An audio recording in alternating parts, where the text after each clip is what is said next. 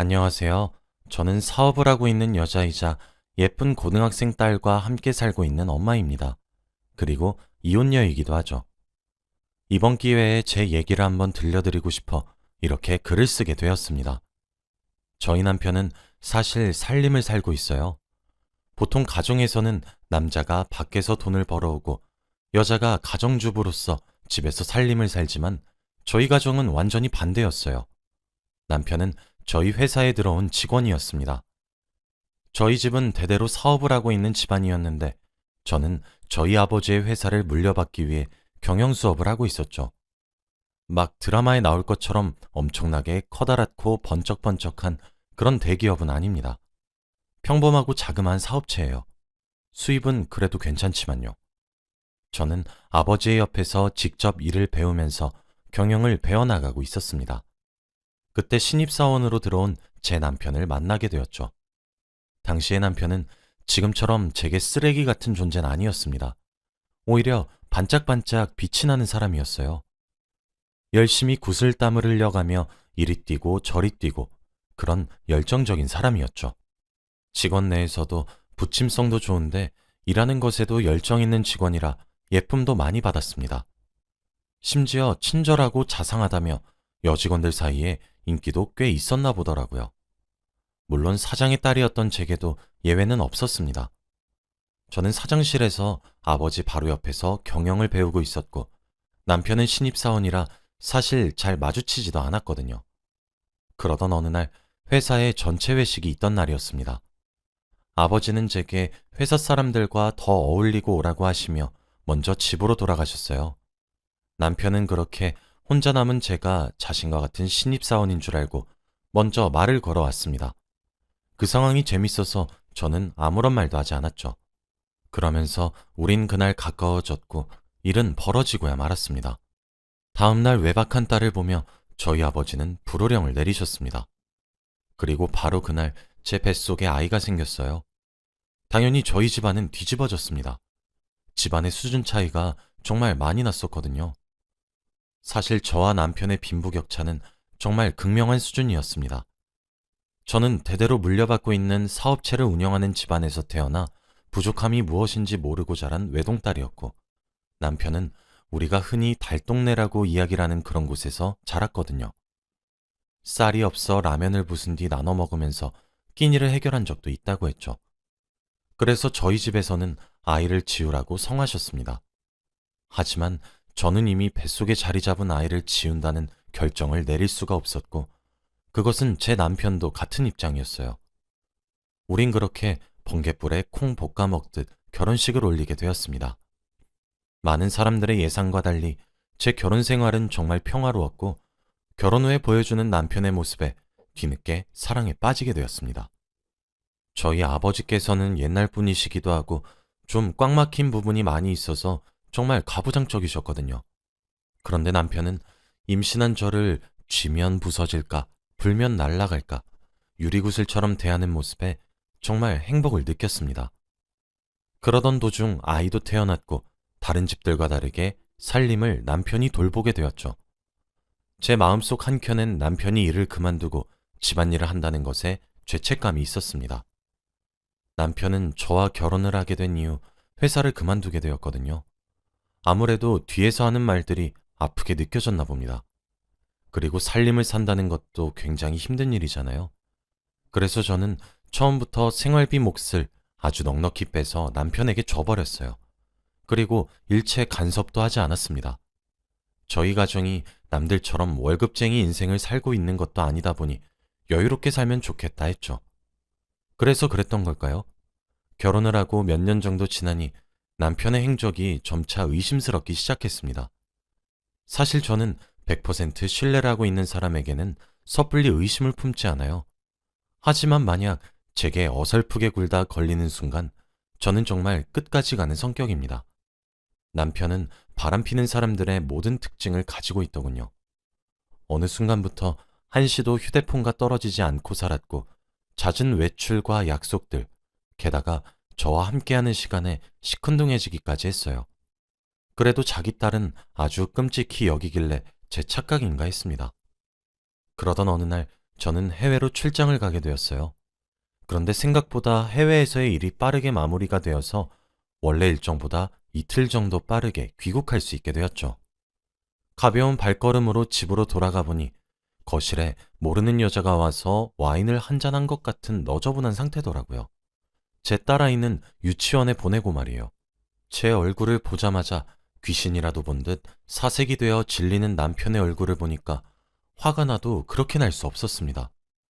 남편은 그 여자 바로 앞에서 무릎을 꿇고 싹싹 빌기 시작했고 그 여자는 뭐가 그리 당당한지 제 집에서 두 발로 당당히 서 있더군요. 저는 그들의 꼴을 보자마자 동영상을 촬영했고 바로 경찰에 간통죄로 신고했습니다. 이혼 소송을 시작했어요. 하지만 매일 밤마다 울면서 아빠를 찾는 딸아이의 모습과 자기가 정말 미쳤던 것이 분명하다며 정말 딱 한 번의 실수였다며 싹싹 비는 남편의 모습에 생각을 바꾸게 되었어요. 그 이후로도 남편의 얼굴을 가만히 보고 있으면 갈라서고 싶은 마음은 정말 굴뚝 같았습니다. 하지만 차마 아이의 얼굴을 보니 이혼 소송을 계속할 순 없겠더군요. 제가 아이에게 아빠를 뺏어가는 건가 라는 생각이 들어버렸거든요. 그렇게 우리는 극적으로 이혼을 하지 않고 저는 남편을 용서한 후 가슴에 묻기로 했습니다. 하지만 상간녀가 받을 처벌을 없애고 싶진 않았어요. 결국 간통죄로 인해 상간녀는 1심에서 1년의 징역을 받게 되었습니다. 저는 남편이 항소하게 만들었고 그때 고소를 취하했죠. 그래서 남편의 고소는 기각이 되었지만 상간자는 확정 판결을 받아 징역을 살게 되었죠. 사실 이 방법은 상간녀가 항소하면 끝장이었지만 그러진 않더라고요. 그 이후 저는 남편에게 쥐 죽은 듯 살라고 경고했습니다. 믿었기에 넉넉히 주었던 생활비도 딱 정확하게 주기 시작했고 커피 한 잔의 여유는 허락했지만 그 이외의 여가 생활의 지원은 딱 끊었습니다. 남편도 제게 반성문과 각서를 썼기에 아무런 불만도 품지 못했어요. 그렇게 세월이 지났고 저희 딸아이가 고등학교에 입학할 나이가 되었어요. 제가 남편의 외도를 가슴에 묻고 10년이 지난 해였죠. 10년이면 강산도 변한다고 저도 많이 누그러졌습니다. 그리고 남편도 무너진 신뢰를 회복하기 위해서인지 저와 딸아이에게 정성을 쏟기 시작했죠. 그래서 정말 꿈에도 몰랐어요. 저는 뛰는 남편 위에 날고 있다고 생각했는데 사실 남편이 제 머리 꼭대기 위에서 놀고 있더라고요. 제게는 부부 동반 모임이 여러 개 있었습니다. 아무래도 제가 바깥일을 하기도 하고 사업체 쪽으로도 많은 모임이 있거든요. 하루는 그중 한 모임의 친구로부터 전화가 한 통 걸려오더라고요. 왜 여기까지 와서 자신의 얼굴을 보고 가지 않느냐는 그런 전화였죠. 저는 무슨 말이냐고 물으니까 친구가 대답하더라고요. 너 아냐? 분명 차 번호 너 맞는 것 같던데? 오늘 우리 갤러리에 왔었잖아. 라고 말이에요. 저는 영문을 모르겠어서 잘못 본 거 아니야? 오늘 하루 종일 회사에 있었는데 무슨 소리야? 라고 했죠. 이상하다는 말을 남기고 친구와 전화를 끊었습니다. 그런데 뭐랄까, 기분 나쁜 촉이 온다고 해야 하나? 쎄한 기분이 영 가시질 않더라고요. 저는 서둘러 업무를 마무리하고 퇴근을 해서 집으로 갔습니다. 남편은 아무런 일도 없다는 듯이 오늘 일찍 왔네?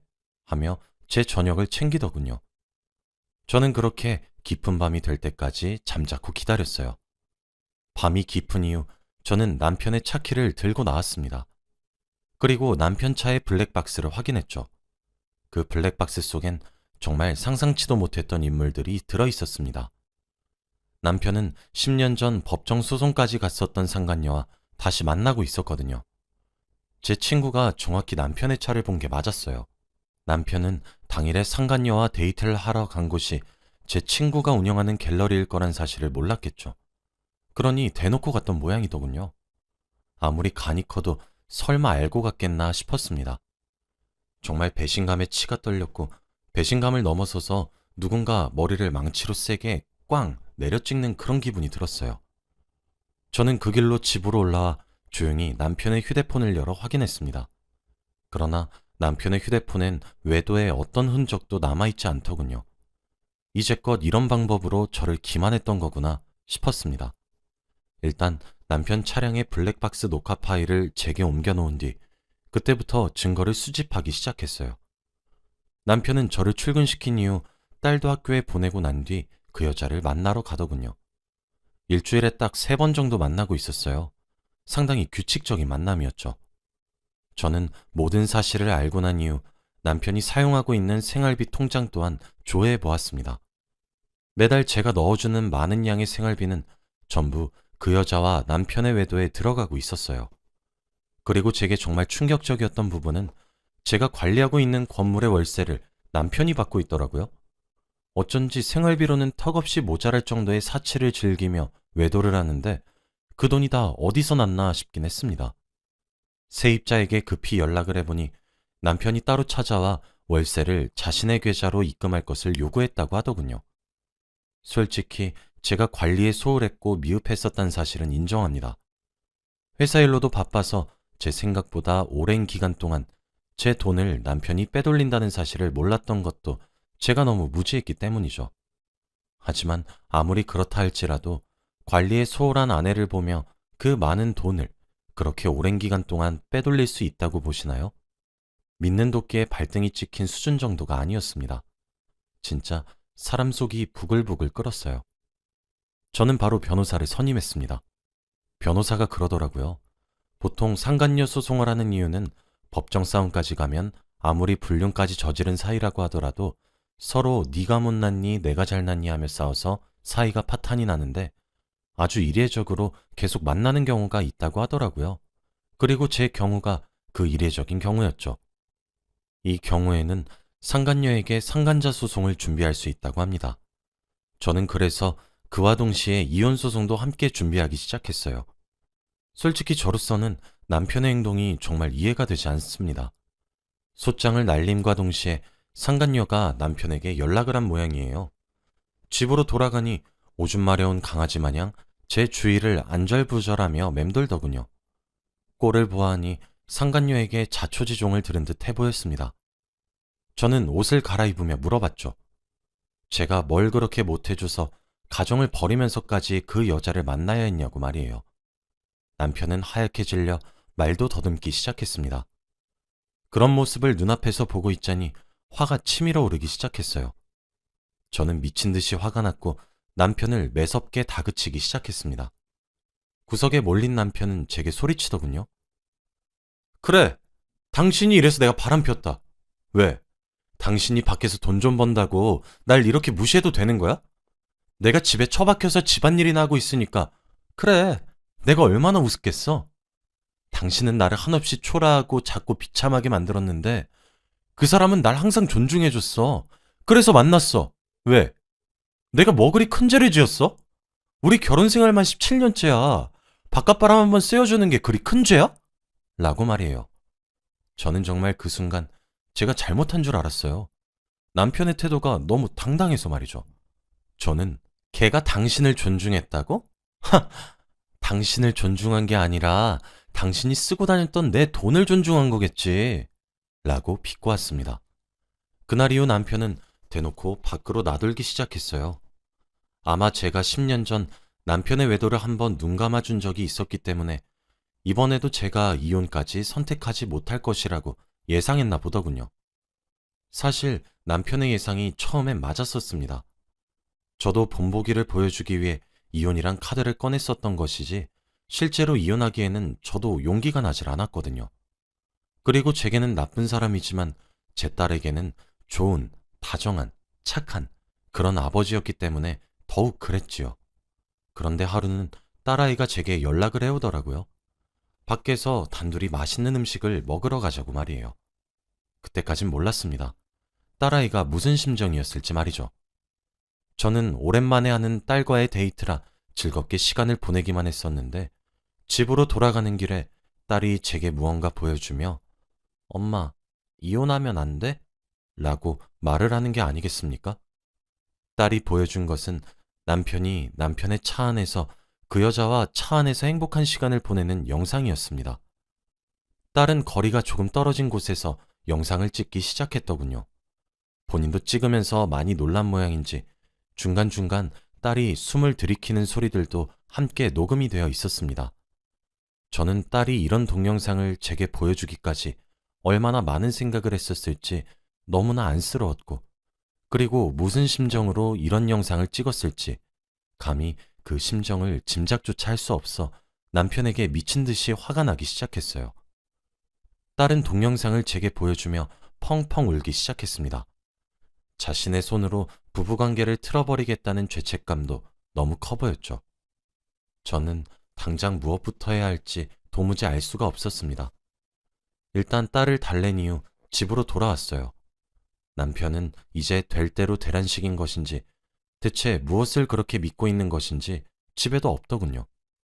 저는 우는 딸아이의 얼굴을 보고 진정으로 이혼을 결심했어요. 그딴 것도 아빠라면 차라리 없는 편이 낫겠다 싶더군요. 저는 모든 것들을 변호사에게 고스란히 넘겼습니다.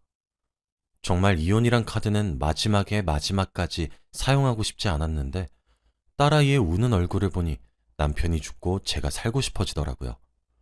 거기다가 남편은 대체 뭐가 그리 당당한 것인지 딸이 집을 비우는 시간이 되면 저희 집에 어김없이 그 여자를 초대하기도 했습니다.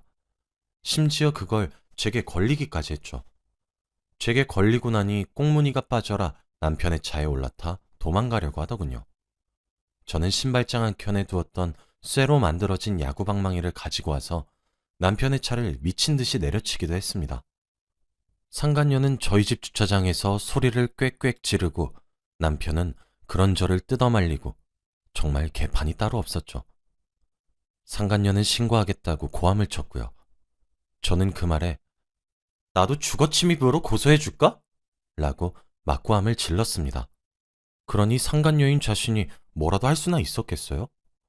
얼굴이 불그락 푸르락 하는 꼴이 참 가짜났어요. 남편에게도 곧 소장이 날아간다고 소리를 쳤고, 그날을 마지막으로 남편은 제 집에 들어올 수 없게 되었습니다. 그때가 되고 나서야 남편은 제가 예전과 달라졌다는 사실을 깨달았나 보더라고요. 참 아이러니한 일이 아니겠어요? 그 이후 상간녀의 소송도 마무리가 잘 되어서 위자료로 수천만 원을 받아낼 수 있었습니다. 반성의 기미도 없고 과거에도 만났던 사람과 불륜을 저지른 것을 다시 반복했다는 점도 추가되어 위자료를 많이 받을 수 있게 되었죠. 법정에서 남편과 상간녀가 소리치는 꼴을 보니 참 꼴불견이 아닐 수 없었습니다. 남편과의 이혼 소송은 협의 이혼으로 잘 마무리를 짓고 있어요. 소송으로 가게 되니 남편이 10년 넘는 세월 동안 살림을 맡으며 전업주부로서의 삶을 살아서 제가 피땀 흘려 번 돈들을 적정 비율로 받을 수 있더라고요. 저는 이혼을 도맡아 주신 변호사에게 제 재산을 그런 방법으로 넘기기 싫다고 간곡히 부탁을 했고, 제가 선임한 변호사님들께서 그들만의 노하우로 아주 원만한 합의를 이끌어냈습니다. 그래서 부서진 남편 명의로 되어 있는 승용차 한 대를 제외하고는 한 푼도 주지 않을 수 있었어요. 대신 아이의 양육비는 받지 않기로 했습니다. 어차피 줄 돈도 없을 것 같긴 하지만 말이에요. 딸아이는 저와 함께 심리치료를 다니고 있어요. 심리치료를 하는 것과 동시에 저는 딸에게 모든 진실을 알려주었습니다. 제 딸이라면 분명 이겨낼 수 있을 거라는 믿음이 있었거든요. 딸아이는 자신이 화목한 가족의 형태를 깨부신 것 같다는 죄책감에 아직 많이 힘들어하고 있긴 합니다. 저는 매번 딸아이에게 알려줘서 고맙다고 말을 해주며 이겨내길 기다리고 있어요. 아마 제 남편이자 본인의 아버지인 그 사람을 용서하지 못하겠죠. 참, 저는 제 인생에 있어서 알 만큼 아는 나이가 되었다고 생각했는데 아직도 인생은 참 알다가도 모르겠습니다. 사람 마음 하나 제대로 알기도 어렵고 사람과 사람 사이에 많은 관계가 얽혀 있다는 사실이 아직도 많이 어렵네요. 남편은 그 이후 지금이라도 가정으로 돌아가면 안 되겠냐며 사정을 하고 있지만 저와 딸아이는 받은 상처가 커서 그런지 남편의 그림자 한 자락도 꼴보기가 싫어요. 시간은 많이 걸리겠지만 저도 딸아이도 이번에 받은 상처를 딛고 한층 더 성장하길 바라는 마음뿐입니다. 제 긴 이야기를 들어주셔서 감사합니다.